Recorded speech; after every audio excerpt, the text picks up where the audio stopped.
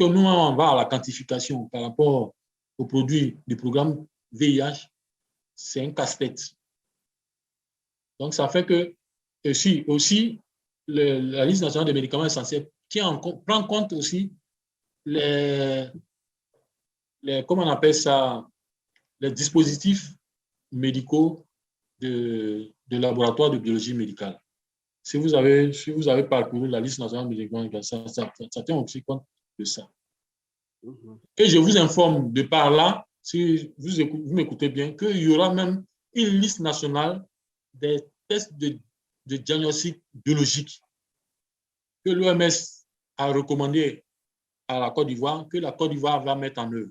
On a eu déjà des financements pour la production de cette liste nationale des tests de diagnostic biologique. En un mot, on va produire une liste nationale des actes de biologie médicale qui se passent dans vos laboratoires au niveau des établissements sanitaires. De telle sorte que un partenaire qui veut financer un laboratoire, il sait quel type de laboratoire, quel type de test par rapport à un niveau sanitaire se passe dans votre établissement sanitaire, il va pouvoir financer. Est-ce que je me fais comprendre? Si je ne me fais pas comprendre, je peux toujours expliquer. Oui, j'écoute, je te comprends. Il y a les médicaments, la liste nationale des médicaments essentiels, d'où on avait mis aussi des dispositifs médicaux par rapport au laboratoire. Maintenant, on nous demande de produire une liste nationale des tests de diagnostic essentiels, c'est-à-dire des tests au laboratoire. Là. Quels sont les tests biologiques qu'on fait là-bas? C'est-à-dire, quels sont les actes d'examen qu'on fait là-bas par niveau sanitaire? On doit pouvoir faire une liste pour ça. D'accord. Je comprends. Ce serait bien, ce serait merveilleux aussi de pouvoir faire ça. On a eu des fonds pour ça, mais pour la mise en œuvre, ça va venir. D'accord. OK. Donc, d'accord, allez-y. OK, je comprends parfaitement ce que vous dites. Mais je pense que, comme je l'ai dit là, moi, je reste toujours sur ma position. Hein. Moi, je trouve que la liste, je trouve que la liste est beaucoup plus longue. Parce que tel que il y a des experts qui viennent plaider pour l'incorporation de certains produits dans la liste des médicaments essentiels. Bon, mais ces produits-là, par rapport à la population totale, quelle est la proportion de la population qui utilise ces produits-là? Bon, moi, je ne dis pas que le travail qu'on fait n'est pas efficace, mais je pense que dans la définition de la liste des médicaments essentiels, on a dit que c'est la liste des médicaments qui répondent aux besoins prioritaires de la population. Tout à fait. Donc, je pense qu'il va falloir, il faut établir cette liste-là en tenant compte effectivement des besoins prioritaires de la population. Si chaque expert doit venir plaider pour l'incorporation du produit qu'il utilise dans la liste des médicaments essentiels, à cette allure-là, on risque de se retrouver avec 3000 médicaments parce qu'il y a beaucoup d'experts à Côte d'Ivoire. Donc, je pense qu'il va falloir quand même respecter les principes de l'établissement de cette liste-là pour que vraiment notre système soit plus efficace. Parce que nous faisons fréquemment face à des ruptures de médicaments. Et vraiment, ça nous complique la tâche, nous qui sommes sur le terrain. Voilà, donc c'est pourquoi je plaide pour cette cause-là. Voilà, c'est une recommandation que je fais en fait. D'accord. On va tenir compte de votre recommandation pour la révision de 2022. Allô? Okay, merci. On va tenir compte de la révision de 2022. Ok, il n'y a pas de souci. Merci beaucoup. Je noterai que j'ai vu la liste comment on appelle ça, je le dirais, de l'Inde. Ça tient compte uniquement que des médicaments. Allô? Docteur Camara? Oui, allô?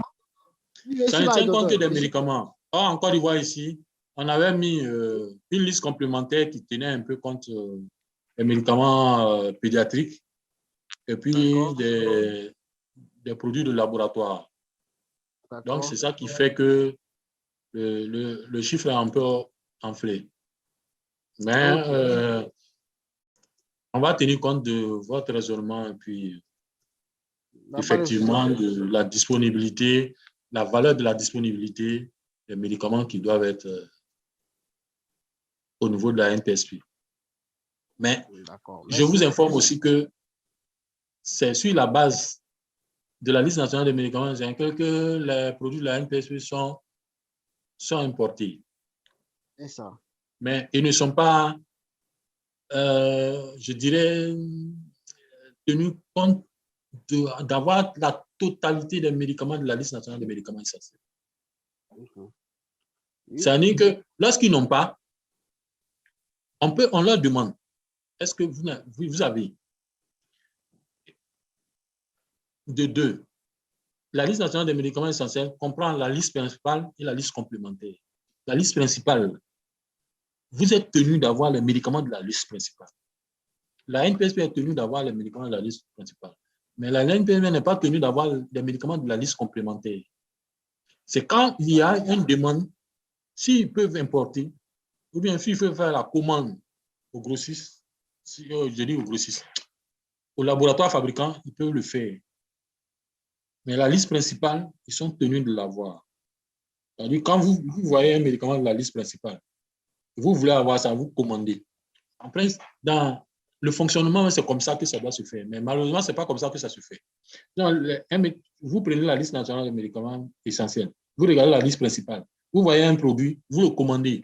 Parce que vous voyez un produit, vous savez que votre population va l'utiliser. Elle l'utilise bien. Vous commandez à la NPSP. La NPSP est tenue de satisfaire votre commande. Mais je sais que ce n'est pas ce qui est fait. Depuis des années, ce n'est pas ce qui est fait. On veut tendre vers la perfection, vers ce qui doit être fait. Mais au niveau de la DAP, non, on ne peut pas forcer la main.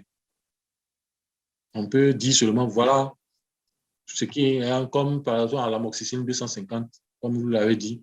Il y a longtemps que j'entends parler, depuis, ça fait plus de 3 ans, 4 ans que j'entends. Il y a toujours ce problème-là sur l'amoxicilline 250. Il y a longtemps que ce problème-là existe. Allô? Oui. Allô? Oui, docteur, demandez. Oui. C'est toujours Ara?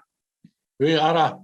Oui, le problème qu'on soulève ici, ce n'est pas la liste qui est le problème. Tout à fait. Il y a le confrère qui dit que la liste est trop longue, mais ce qui est long, on gagne pas tout.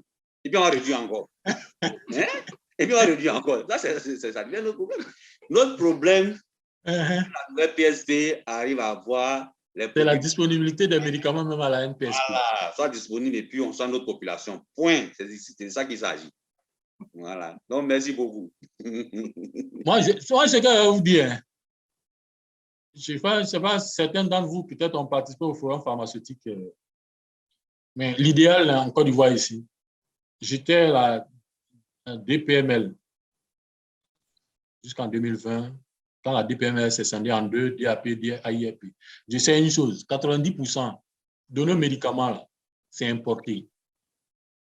Quand on reste sur le coût de production de 10% en Côte d'Ivoire ici, et puis des médicaments pas trop variants, on aura toujours pratiquement ce problème-là, hein, d'approvisionnement de la NPSP. L'idéal, c'est d'avoir des laboratoires pharmaceutiques de production en Côte d'Ivoire ici. Il faut faire que l'État de Côte d'Ivoire ait une politique, hein, d'industrialisation pharmaceutique. Je pense. Ça va beaucoup résoudre nos problèmes, nos différents problèmes qu'on a sur le système d'approvisionnement. Ça, c'est mon avis, hein, ça, c'est personnel. Allô? Allô? Allô? Vous m'entendez? Oui, oui, nous sommes là, nous sommes là. D'accord. C'était mon avis, hein. Il faut qu'on ait un tissu industriel pharmaceutique assez conséquent. Quand tu vas au Maroc, c'est bon, ils ont un bon tissu industriel. Donc, ce genre de problème-là, ils n'ont pas trop. Quand tu vas en Algérie, c'est bon. Au Sénégal, ils commencent à sortir de cette situation-là. En Côte d'Ivoire, ici, on n'a que 4 industries pharmaceutiques qui produisent de façon continue et assez bien, mais pas suffisamment pour le marché ivoirien. On n'a que 10% de nos produits qui sont fabriqués ici. 90% sont importés. Ça nous pose problème. Ah. OK.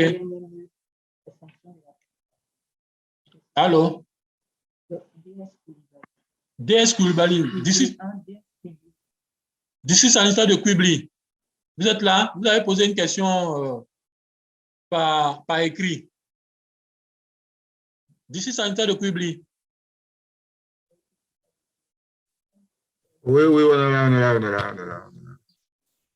D'accord. Vous avez posé une question par écrit. Oui.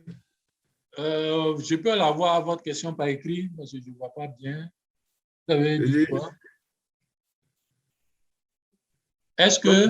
Comme le docteur Camara liait la longueur de la liste à la population, là.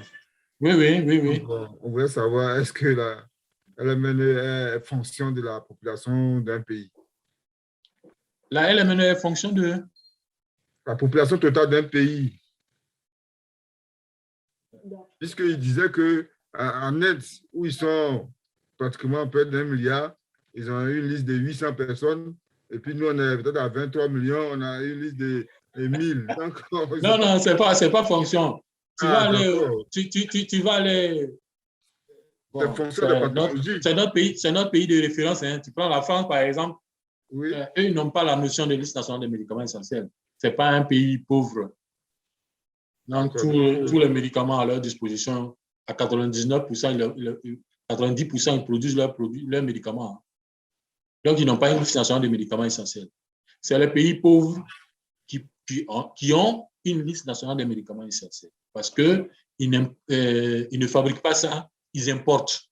Donc, quand ils importent, tu dois être limité dans tes médicaments. Je ne sais pas si je me fais comprendre. Allô? Oui. Ouais.